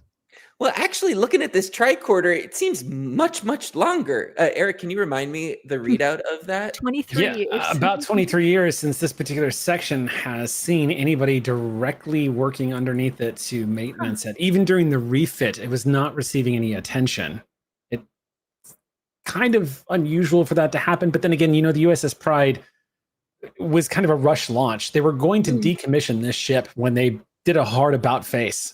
And then all of a sudden she was pulled out of mothballs and sent right back out. So 23 years is odd. Excessive. Yes, I don't foresee that going under the radar for that long? Can I want to look at the logs. That feels very strange to be in. Yeah. The logs would indicate that in the course, well, I would say, okay, that would probably be a computer check. I would say to get some kind of a detailed readout of what's going on with that and how it's that's possible. I would say that's literally using one of the computer stations here on deck 14. Okay. So go ahead and give me, this is going to be a computer's engineering check. And then whatever, that's for the ship systems, but whatever you want to roll for this. The difficulty will be 1. Would I be able to assist? Yeah, I'd allow that. So yeah, I have a specialty called maintenance specialist. Of course. And I can create a piece of equipment for another character, and they ignore the first complication rolled on an engineering task. Oh, awesome. Okay. So Tech is going to take that tricorder that he's been using that has noticed these anomalies and is going to tweak it for the chronoton particles that were mentioned earlier to get a different sort of result and hand that over to Veen to use. Okay. Excellent. Is this, I know this is records thing. Would my Excelsior expert focus come into play here? Absolutely. Okay. Yeah, I think that would be perfect for it. Yeah. Okay. So let me double check this. You use this okay, so I took I haven't had a chance to even say or use this yet because I keep forgetting about it, but I took the expert role. There is like a Helms officer role, but I took the expert role. And the role benefit is that you gain 1 additional value, which must reflect the importance of your work to you. In addition, select one of your focuses. This is the field you are an expert in. When you use this focus on a task and succeed, you generate 1 bonus momentum that can be used has to be spent for information immediately. So, okay. That's if this goes well. Okay, so I guess with this, I always is this insight is for people, right? Yes, reason would be more, yeah. So we've been a little liberal with that, and I'm perfectly fine with it because I also look at insight as a way of kind of just gauging how it is that you can read situations that are coming up as well. I do think it is geared towards more of like a social interaction with other people. I have been using it kind of a little more broadly so that it also is like you're not only that, but you're kind of reading the situation and yourself a little bit. So until we change that up a bit, I'm totally fine with it being insight. Okay. Reason engineering? Yeah, I'm down for that. Okay. Yeah. And then my bonus. That is 1 success for the assist. Awesome. Nice. I crit on my focus, and is this also a success? Yes. Nice. 2. So that's 3 successes with a crit on focus, and then I have a bonus. Floating momentum for information. Specifically, what were you trying to do? You were trying to. I was trying to this maintenance log. Why? Like, is that correct? The 23 years. Why was it overlooked? Like that just felt very long and very strange. It is correct. Yeah. As you were going through the data and looking at how that was possible, you are seeing that the USS Pride has had multiple crews and multiple captains over 83 years that she has been in service. Perhaps it was only a matter of time before that renowned Starfleet efficiency just had a day. And what you are looking at here is good old-fashioned oops. As you're just scrolling through this, there's no indication of kind of like any kind of scientific foul play or anomaly. You're looking at this and it's just not logged. You do see a couple of indications of engineers that posted it on a to-do list for their for the lower deckers or the lower duckers, as our YouTubers call themselves. Lower ducks. Lower ducks. Lower ducks. But you see that as you're flipping through this, like you're looking as you kind of like look into sub paragraphs and sub maintenance reports and just going through it all. It's an enormous amount of information. It's like tapping on a sub thread it goes into another sub thread to another sub thread of like people who had plotted and planned, and it just looks like this got missed. I think Tech would be able to read from even not knowing Taveen that like I assume you're looking over her shoulder and looking at what Tech can read out as well. Like her insistence that like this feels very strange is like coming from like a personal bias of like, why would anybody forget something? Like, why would you forget something for that long, kind of a thing. So, but like kind of slowly her like confusion just kind of goes to, oh, I see. Like, but I think you would read it as a like, but why? Like, why would someone forget? But why would someone forget a part of the ship? Yeah. I would tell you, Tech, based off of what you're seeing, this without having to give an information an information spend here. As somebody who has served in Starfleet for some time, even as an enlisted officer who has been kind of all over starships and now maintenance is this, you know, the reserve fleet has a reputation for being low priority when Starfleet is in operations. And typically, the reserve fleet has gotten a bit of a reputation for being not only where ships go to retire, it's kind of where some people who are getting ready to retire go to retire if they don't want to finish out on the ship they were serving on. Sure. It's not unheard of, unfortunately, that on occasion these older ships, particularly this, one of the oldest ships to ever serve in Starfleet, it's feasible and maybe a little embarrassing. Yeah. Tech is going to look over and motion to Devine. Perhaps it's time we all sit down together as the senior staff to discuss some options. He like puts his arm around your shoulder and turns you around to walk. And as we close out the scene, he goes, "Have you ever heard of buffer time? It's an engineering concept." And then it slowly like backs away as they go into the turbo lift. Y'all are headed toward. Are you guys going to the Jeffries tube to scan the? Yeah, we're gonna check out the. So y'all are headed towards the Jeffries tube. Okay, cool. So I will say we do have some floating stuff. So I don't know. I don't think there's any information spent to be had here. But if you have, it's up to you. If you want to spend for it, you do have floating momentum that will disappear at the end of the scene. I think the only thing I have is like what has it been like? What has been listed as like things that needed to be done? Yeah, like the maintenance, like what are the logs? Yeah, all you see is back in the day when this was an Excelsior class and not an Excelsior refit, Deck 14 was mostly filled with cryogenic tanks, replicator technology, like early replicator technology, a lot of organic stasis containments, synthesizers, or inorganic synthesizers, food synthesizers and raw materials, and a lot of organic waste tanks. So what you get from Deck 14 is there's also one of the central columns of the computer core that runs through the base of the ship is located on Deck 14. But aside from that, this place has mostly become a large port for powering the internal systems of the ship. So this is 100% where the lower deckers would gather to do maintenance on like replicator tech for the entirety of the ship and making sure everything is working. The organic waste and all that stasis management has all been long since cycled out, as it's considered outdated technology, doesn't require it. Cryogenic tanks are no longer in use. Right. So this place has been filled up to add to the computer core and more data storage space, as well as storage and mostly computer maintenance. So that being said, another information spend, a lot of the tech that is here was not replaced in the retrofit or upgraded at all. This is like original stuff. Some of this has been around since the original refit. So the original refit is when this became an Excelsior refit class, when it got an upgrade to its hull and got new thrusters and expansive technology.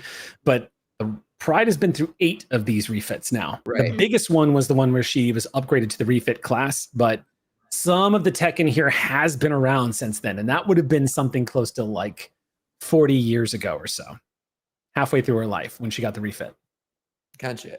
And then we had gotten on the scan that there were some like residual chronotons. Is that still registering with like local scans there as well?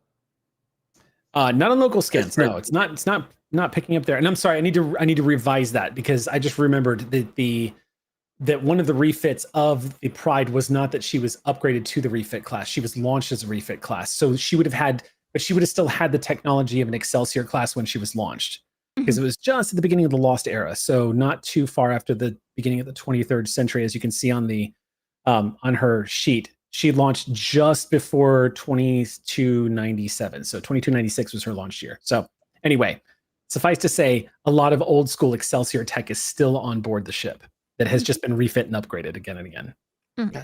Yeah. And then finally, the report that was brought up by Tavine said that this ship was in this exact location in space the last time. Yeah, according to ship records, the Pride has actually been here before. It has been in this system. Has not been here since, but it did apparently, according to ship records, it did make an appearance here during her first tour. what year would that have been? Did it get an exact year, or Give do the you star just want date, but I'll give you the roughly. Okay, It was cool. 2314 essentially. So Oh, I not did write that down. I did. Yeah. Okay. Cool. And I think that's it our. was under the command of a Captain Joshua Niles back then, the first captain of the USS Pride.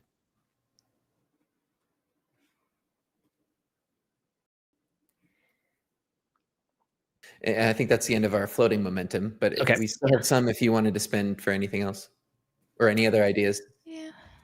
No, I think at this point, I think just going checking out the Cronton stuff will probably. I don't know if they want to hop to another scene, but yeah, I think that's probably where we're headed next. Is the anomaly. Okay, so you guys crawl into the Jeffries tube. All right, who would like to go for the next scene while they're doing that? I want to see what happens in Medbay. I can go to med bay. Yeah. Okay, so the doors of the med bay open as you step inside, Captain. You see the upgraded med bay here of the USS Pride. The main med bay is nowhere near as expansive as previous ships that we have played in. You see about 6 beds in here and a small office to the side, and there's a single nurse on staff along with the doctor. There's no one in here right now except for the doctor and the medical staff. So as you walk in, it's nice and quiet. You just hear the hum of the Pride and the computers at work. Doctor, you see stepping into the sick bay someone who has not appeared down here very often. The captain steps inside. Captain, it's good to see you down here. Thank you. I just came to inform you that we will be having a bit of our personnel come to get checked out. We're dealing with a bit of a situation. I just want to make sure that everybody is feeling well. And your first patient will be me, Lieutenant. Well, this is a treat. Have a seat. Okay. Take out my medical tricorder, do a scan. Quick question for GM. Mhm. Did we experience like anything down here during the battle, like with fake casualties or? So first of all, you received reports that there have been 2 casualties and 18 injuries and that you could expect the medical bay to be receiving them. Right. They never showed up. Okay. After about 20 minutes after everything had been resolved, a few crew members came in complaining of like bumps and bruises because of being tossed about when the bird of prey slammed those bolts of disruptor energy into the bottom half of the ship. But that's from being like bumped up against the hull. And it was just a quick ordeal just to send them out the door. Thermal regenerator for one of them, and that was it. Nobody else reported any injuries. You counted a total of 2 people that were complaining of minor pains. Okay. But you have not seen anybody with any serious injury, and there has certainly been no evidence that anybody was killed. Yeah. Okay. As I pull out the medical tricorder and start scanning the captain, I say, Captain, does this have anything to do with the fact that I was expecting a whole lot of injuries to come in here and just they don't seem to be here? Yes, that's exactly what this is in regards to. So what is your working theory? I don't have a working theory. I have people for that. But their working theory is that we may have experienced the memories of our ship. There is also the possibility of some temporal distortion. And then, of course, there is the mass hallucination, which is, hello, why I'm here. Okay, that's great information. And she starts typing in some things into the tricorder. I will make sure we get a really great neuropsych scan. Do you have any theories, Doctor? Well, this wouldn't rule out the other theories, but maybe in addition to it, the sensors. I mean, we sensed these things as well. So I would want to know what's going on with the sensors. Why did they tell us we were seeing these things? Are they having a memory too? I was wondering just that, and after the combat occurred, the sensors read as though nothing happened, and so he hesitates for a little bit. Then I ordered our fighters to fire upon the ship, so that I was able to gather concrete information. And at the time of my leaving the bridge, the sensors reacted as expected. After I get the final prognosis from you, I'll return to the bridge, and should the sensors say anything different, well, we'll know where to go. Captain, do you mind lying down? Yeah, sure. You do note that there's a little bit of a struggle, like, and then he gets down. Like, yeah, he has a little bit of a hard time. Interesting. Okay. Definitely want to do like a full physical and Yep, you did that in front of a doctor. So here we go. yeah. What's that about? Okay. First Conway roll. Yeah, let's go. I have no idea what to roll for. Yeah, I have never rolled a medical check actually ever. That is true. Player. That is true. Yeah. This is going to be your first time actually doing a medical check. So, yeah. So in this case, you're going to be making this is probably going to be a reason medicine check since you're using your tricorder right now. Just give him a scan. Oh, by the way, when I had him lie down, it's because I want to use that like bed scanner as well, which I imagine is like a really deep, super deep scan. Yes, in which case you can absolutely use, instead of using the tricorder, you can actually use the pride to assist on the roll. Yay! Okay. Yeah. All right. Reason medicine. And then the pride will obviously, she will be rolling. Yeah. Pride is going to probably be rolling sensors medicine. Okay. Can someone grab that for me? Have we ever done that for a ship before? I can't remember the last time we had a sensors medicine check from the starship. I got it, and I rolled a 4. Okay, well the difficulty was 0, so I got 1 success. 1 success. Mm-hmm. Okay, so that's gonna be 1 success for the pride as well. Okay, so 2 successes. You get 2 momentum from that. All right. So you start running the scan on the captain. You immediately see above the medical bed the display popping up on the computer display shows Bajoran, shows also mixed heritage. You see a blend of DNA inside there. You see a lot of captain. You can tell has, judging by the state of the captain's hands, has probably maybe been boxing a little too much recently, judging from the sort of the abrasions that are on the knuckles. Even considering that sometimes he's using gloves, but sometimes not. You can tell he's probably. You can immediately assess that the captain thinks while he's punching, and probably gets a little lost in thought, and starts ignoring some of the pain that is going through his hands. But aside from that, you don't detect any sort of health anomalies whatsoever. Maybe heightened levels of stress, pretty typical for a captain in Starfleet. But for the most part, you're not really picking up anything aside from that. Okay. Not off the top.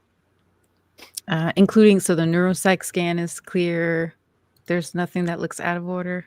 Elevated levels of, you can see a little bit of an adrenaline spike. Okay. All right. Like residuals of an adrenaline spike that, again, was a little over an hour ago now, but there was a battle recently. So you might still be buzzing from that. But. Okay. Well, Captain, I have good news. And I have not so good news. I'm just kidding. It's all oh god.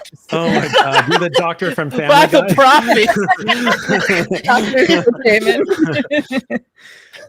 prophet. Sorry. Apologies. Yes, doctor.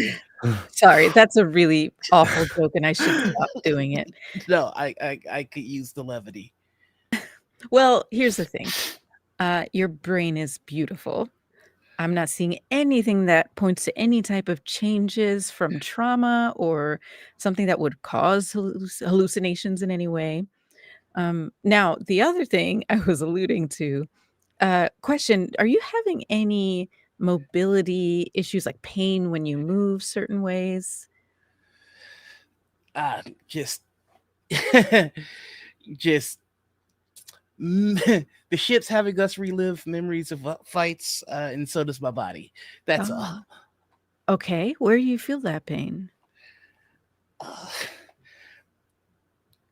I can return for a physical. It's not important. Oh, I've already done a physical.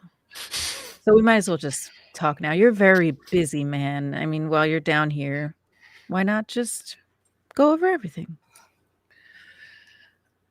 Okay. Let's see.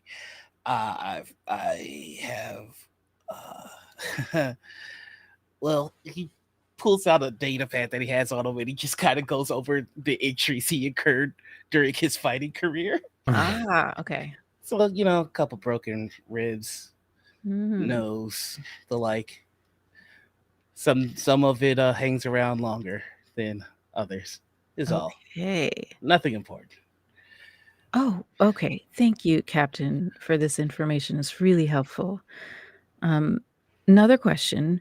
It seems like you probably do some type of hand-to-hand combat or maybe even boxing as a stress reliever or fitness. I am a earnest student of the sweet science. Yes. Okay. Do you do that on the holodeck? And do you do it with someone else or with the computer? Holodeck, ready room, my quarters, Okay. ready room again. Okay, Captain. Conference room as well, every now and then. Occasionally an instant pass in the hallway. Keep them on their toes, just punch them in the face. I have two, I was going to say recommendations, but these are orders, Captain. One, I'm going to request that you, anytime you feel the need to exercise that energy in that way, I'm going to send you a holodeck program that teaches you how to properly wrap your hands for boxing, because there are ways that professional boxers, protect their hands and their wrists. And we want you to be tip-top shape for anything that comes along. Okay, that's the first thing. Next thing you're not going to like, I can already tell. Mm-hmm. Well, actually, there's two more things. You're not going to like either of them. Okay, I'll tell you this one first. I also, I want you to come. You're not going to ask me to turn the safety protocols on in the holodeck, are you? Well, I didn't realize you were turning them off, Captain. So yes, I am going to say turn those back on, please. That is also an order. No, please. But no, I was thinking, and I actually wave over the nurse. Nurse strides up. Nurse, can you call Lieutenant Phillips and just have them run down here real quick? Yes, doctor. And the captain would know that Lieutenant Phillips is a physical therapist. Oh, we really can reschedule this. Not right now. We're not going to have you start physical therapy right now. I just want you to meet them as a patient for the first time, and just work. We'll work out a schedule. I know you're very busy, but this is really important for you and your longevity. We want you to be able to move without pain, if possible. Okay, and the third thing, again, you're going to like this the least. I want you to start going to therapy once a week. By the prophets. Yes, by the prophets. I mean, I know. Give it to me. Tell me what you're thinking. I will take this under advisement. No, Captain. I'm the chief medical officer and I'm giving you an order. Aye. If you have trouble getting there, not just physically, but just mentally, please talk to me. Send me a message and we'll talk, okay? Of course, it is ultimately your choice, but also everyone's lives depend on you being your best self. And we want you to also enjoy being in your body and your mind. So we want to get you there. We want to help you get there. I put my hand on his shoulder. Just nothing but tits. Like it's just like just a brick right now. Okay. It's like touching Iffy's shoulder. Brick of muscle. Just happened yesterday. Just feels like it's carved out of rock. All right, doctor. Well, I have my orders. Do expect more personnel just in case. And thank you. Thank you for coming down here. Yeah. I don't know how soon Phillips can get here, but it seems Phillips like can the walk in. captain's leaving. Okay. Yeah. Door opens up. Oh, You see, like the captain, like Cheryl was trying to beeline it out. you see a young junior lieutenant step into the room. Say, "Oh, Captain." Lieutenant Phillips is a man. He looks like he might be in his mid-30s or so. Looks like he is Latino in heritage. You can tell just from the look of him that he is somebody who has probably been physical his entire life, as these types of people tend to be very active in their careers. He looks like somebody who's probably made something of a living playing Parisi squares when he's not on duty. He smiles at you and says, "Is this my patient?" Yes, Lieutenant. This is your new patient. We can probably start off with once a week. Also, add a 20-minute massage. 20 minutes. Done and done. All right, Captain. I'll let you two work out your schedule however you'd like over messages. It's fine, but I'll be checking up and making sure you're feeling good about all this, or at least feeling like it's doable. Thank you very much. It's wonderful to meet you, Lieutenant. You, Captain. You can send any documents you need to my quarters. I have to return to the bridge. Of course, Captain. I'll send it all to your quarters for when you're off duty. All right, thank you. I need to investigate holographic speed bags.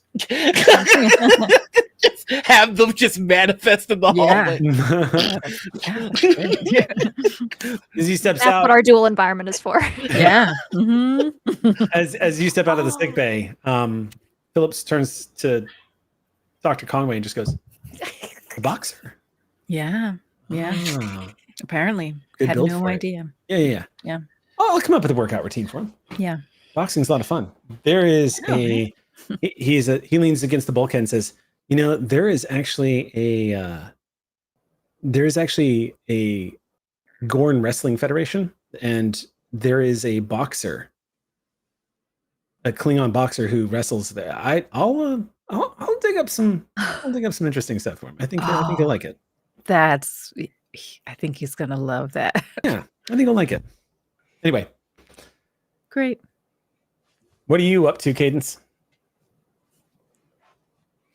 So there was this whole thing about how I was going to come inside, maybe have feelings about all of my reworked ships having the weapons stripped out of them, making them defenseless flying ducks. See, they're not sitting. They're not actually supposed to sit. They're supposed to fly, but then they would be sitting ducks while being flying ducks. Anyway, the point is, rather than confront any of that, I'm taking a look around. I'm gathering some sensor data and all the things that used to be there that aren't there right now. Okay. And conveniently also not being where I'm supposed to be, I guess. I'll let you have this. You don't have to repeat the roll. I'll let you spend for information. Let you do an information spend with pooled momentum right now. You are on a new scene though, so do take one momentum off the pool. But if you want to do a moment, just an information spend on that before you head back in, because you're saying this is what you're doing before you land on the Pride, Yeah. or okay, cool. Yeah, the thing that was missing. Yeah. The artifact, or Yes. whatever it was that was being guarded. So I start from that position, and I'm going to search and rescue radius my way from its last known coordinates.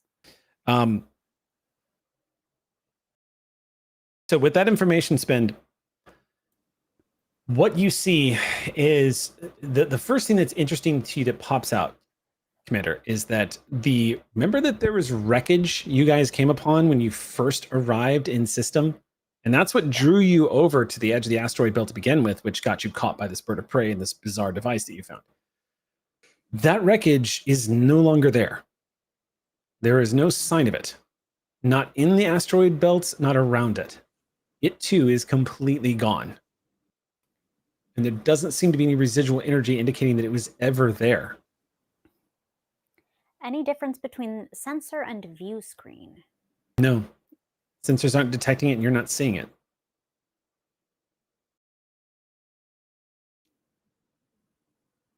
And as you maneuver deeper into the asteroid belt, you know, Cadence, that you're already starting to kind of thread the needle a little bit, because you are technically not supposed to be entering this asteroid belt until the flight test on the Peregrine fighters.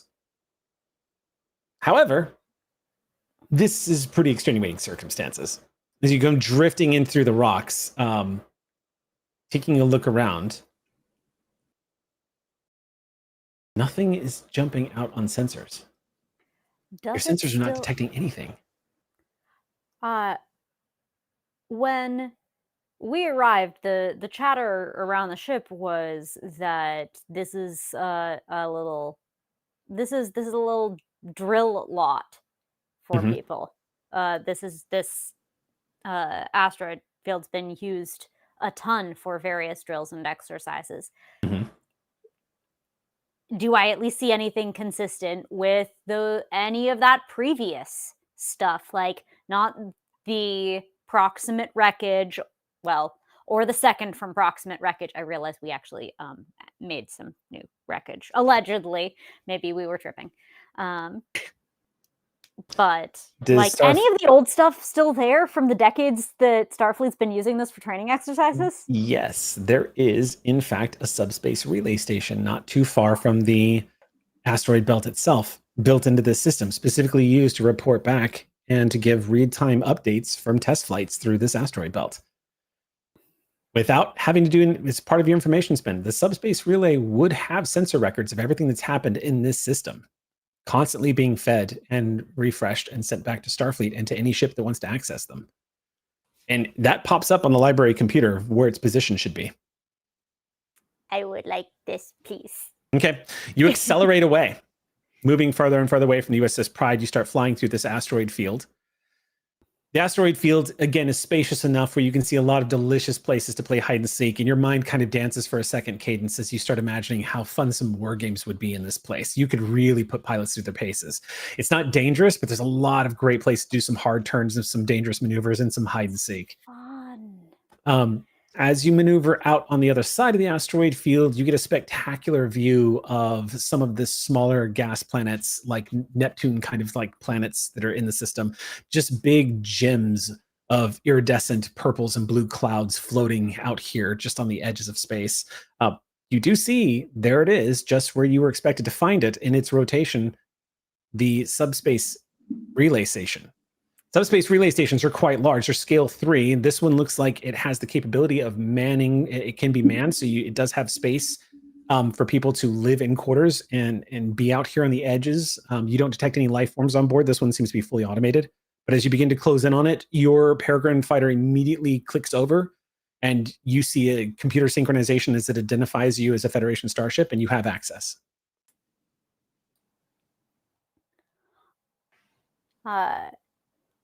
Griffin wanted a big bird. That would be Hada, who is currently sitting in the captain's chair. Oh, this is your first comms in the tank. I love it. I press button. Commander Hatta here. Commander Ben here. Hello. I just synced up with the subspace relay station trying to get a little bit more information on, just Whiskey Tango Foxtrot. And I'd love to be a conduit for the Pride, for all this fancy data. You ready to receive? Oh, yes, please. All right. Linking up, loading down, assuming nothing goes even stranger with this day. How are you doing? Pretty well, despite the mystery that we find ourselves in. But otherwise, pretty well. How are you?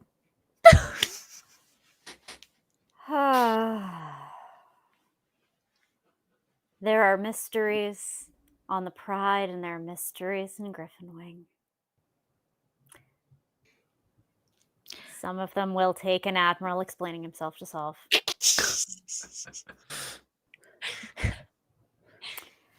If it's not too much trouble, sometime I'd love to come down and just take a look at, or if you could show me the wing and also see if there's any energy, power, expenditure, operational things that I could get done for you. Well, if there's anything I learned on that submersible project all those years ago, it's that the addition of Hataben makes every project better. Oh. All right, establishing connection now and refusing to stop. All right. The feed begins to immediately transfer over to the USS Pride as you begin to see as the data is downstreaming. But as that is happening, Cadence, you're able to see real time some of the data that you're getting back. And you can pretty much see that there are sensor logs dating back for the past hour and a half that it actually tracks everybody who's been coming and going out of the system. So it'll have a log of the Pride arriving as well as part of the data. So you see that download and transfer up. What's up? Okay. Does this should have sensors to pick up Yes, it does. It has phaser and internal. disruptor fire? I mean, yes, it has Federation standard sensors built into the system, so it can log anybody coming and going out of the systems. So yeah, it'll be able to detect anybody who's, unless they've been using covert technology. Yes, it'll be able to track. Were there records of the phaser and or the disruptor fire? It has this USS Pride in the logs arriving in system exactly when it did. Okay. If you want to spend for information, so again, you can forego the roll. I would like to spend for Do information in order thereby to obtain it. Of course, the subspace relay does not have visual of the Pride as it entered into system. However, it does record that the USS Pride entered system and then maneuvered near the asteroid belt and then went into station keeping. No record of us firing. It does track that the USS Pride fired its phasers. Curiously, there is no record of any other ships, and there is no record of disruptor fire. Okay. Okay. So we'll have that. We'll have the vector. We have no record of disruptor fire. And it has coordinates and positions for the asteroids over time, yes? Mm-hmm. Okay, good. Then we'll have the orbital dynamics for whatever sensor jockey wants to work that out. Are the rocks where they should have been for one ship or two? And did it sense that thing we were trying to tractor in? Mm-hmm. Yeah, is there any record of the thing? That's another information spend. Yes. We're good for it, yeah? Mm-hmm. I believe we have 2 left. Yep, without spend, I have 2 left. 2! There is a blip in the sensor logs that indicate that there was, in fact, a device that was registering for the fact that it looked, judging from the way the computer logged it, it is logging as a sensor malfunction. You, of course, having spent the information, know to look at this a little closer because you know that it's not a sensor malfunction. And indeed, looking a little closer, what the computer was trying to basically assume was just a blip in its sensor readings or interference of some kind. You do in fact see the shape of a device or some kind of like rock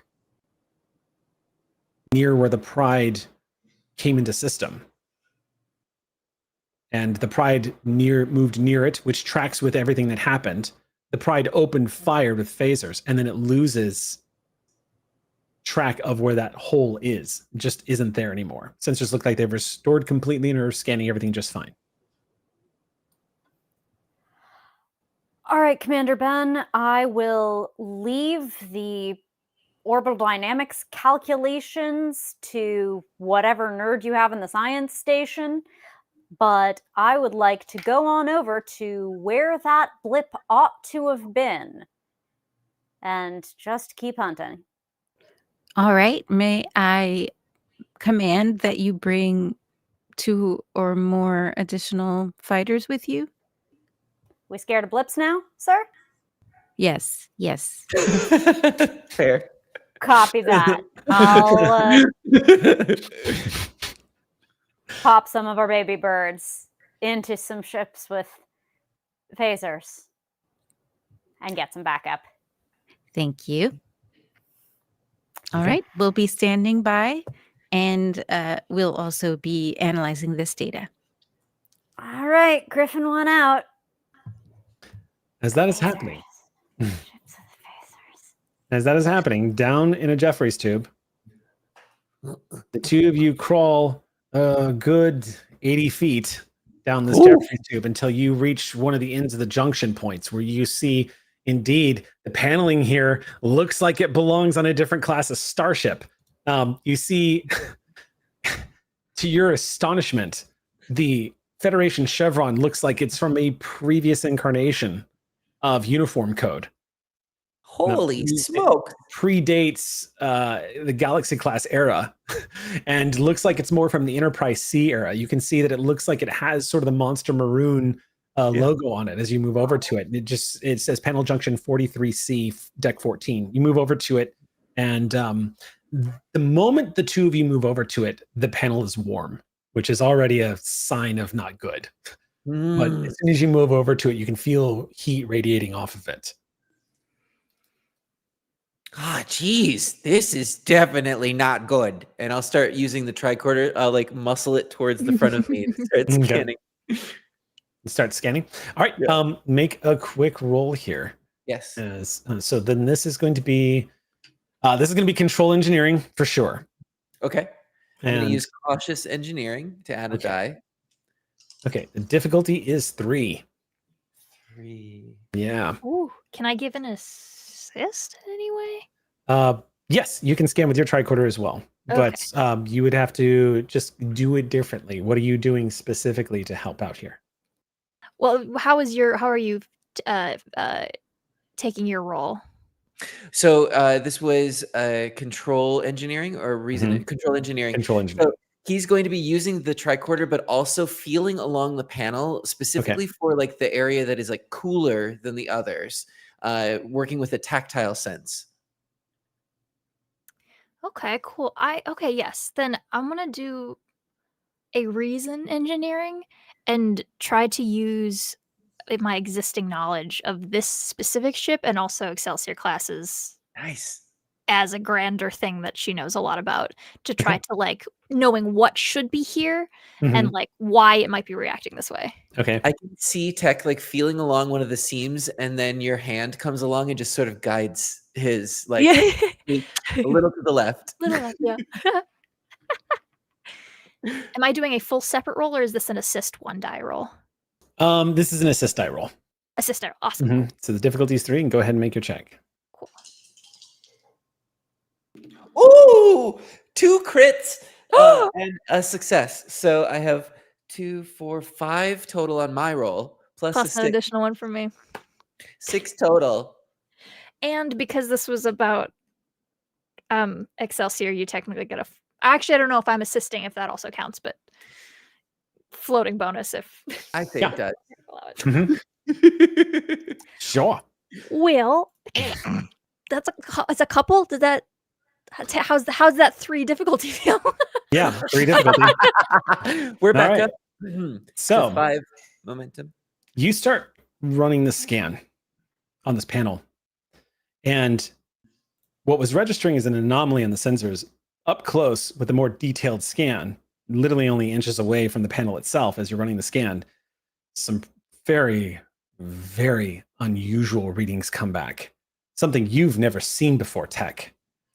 Holy moly. There's something wrong with the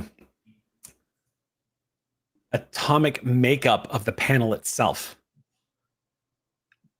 The paneling, the molecules that make the paneling, this metal paneling here that's part of the Durasteel panel of this insulation of the plasma conduit, has been affected somehow and is registering a strange ambient energy that you've never detected before. It looks to you like somebody on the atomic level basically poked little holes in this metal plating with like a pin, and where you would be able to see out the other side of those little holes, there is simply nothing. Come again? Nothing. There are little blotches of absolute nothing inside of this metal paneling. It flies in the face of anything you've ever known about physics, and it doesn't make any kind of sense. But you are literally registering little like atomic level holes of nothing, where molecules and particles are simply not connecting. There's no vibrations. There's no nothing. No energy is reading. It looks Tech like turns, yeah. Tech turns like a lighter shade of blue, very pale, and looks over to his partner here, Commander Tavine. Just out of curiosity, what's the evacuation capacity for the ship? 8,500, Chief. Good to know. Well, I can confidently say that's not in the original schematics. Captain, we may have a more complicated problem here than we thought. Oh, okay. Okay, why not? Okay. Okay. I'll make Might my as way well. down. I'll make my way up. We'll pass along data to him so he can see it ahead of time. Yeah. Passing on data. Evrali. Lieutenant Evrali, Chief Science Officer, do me a favor real quick and make a single roll. It is a reason science check. Does that mean that I have to stop looking at all this beautiful data? I've been getting nothing but good data all day. No, I don't see Evrali ever taking one eye off of data coming in while other data is coming in. Thank you. I appreciate that. It would be absolutely beyond distressing to not be looking at this right now. Do you understand the orbital dynamics that are going on here? Do you understand? Well, no, I mean, the bridge is not uniformly answering me, so I'm just... Difficulty 2 on the roll. Thoughts. Yeah. Reason science. And this is not going to be assisted. Okay. This is sensor operations, astrometrics, or data reconstruction coming in 10 days. Sensor data reconstruction. Love that. Thank you. Mm-hmm. All right. Reason science, go. Ha ha! 3 successes. 3 successes. Yeah. The data's coming in and everybody else is looking at it curiously. Nobody else has made the leap of logic. No one else is using that scientific imagination that you are using right now. But you, who have been constantly trying to string together the mystery of what you guys have come across and what is going on, connecting the dots, the neurons firing in your head is constantly drawing conclusions and postulating what ifs and trying to figure out how this is all interconnected. And no one else seems to have put it together just yet, Vrali. As you sit there and stare hungrily at the data that's coming in, your eyes widen slightly as you see on a subatomic level this nothing sure looks like that nothing that was just outside that the sensors could not read. And that is where we are going to stop tonight's episode. No. Shorter episode, sadly, but at least we got one in. And Xander, you're going to have to come back and visit us again and play some more tech. I cannot wait. Unfortunately, I will be out of town next week, but I will be back when you'll have me. Yeah, absolutely. We need tech to finish out this entire arc on the Pride. Yes. Absolutely. I don't know what's going on here. Yes, because we need to get Hata Ben and Teklanatus in a room together. Yes, We need this is like gatekeeper and keymaster. We need to see that happen. We just need to make sure that we have you for 2 episodes. 2 episodes. I'm also delighted to have us equally Midwestern Yeah. and not on stream today. So Right. thanks for evening the count for us. Yeah. Everybody, I'm thank excited for therapy. Yeah. Go to sick bay. Yeah. Always go to sick bay. Everybody, thank you so much for your patience tonight. We apologize for a shorter episode, but I'm glad we got one in. This is great. We will see you next Monday night for a full episode. No. Next Monday night, we're going to Noirville, aren't we? Next Monday night. Nope. Is it one more? One more. Yeah. Oh, okay. Last Monday of the month. Last Monday. Oh, that's right. Last Monday of the month. So next Monday will be our last episode for this month, and then starting the weekend after, and then I'll just bang on your door then, Xander. Yeah. So we'll see you all next Monday night for a full episode of the Last Excelsior. Thank you so much for joining us tonight. Thank you, Xander, of course, for coming back, and we will catch you all then. Until then, of course, hailing frequencies are closed.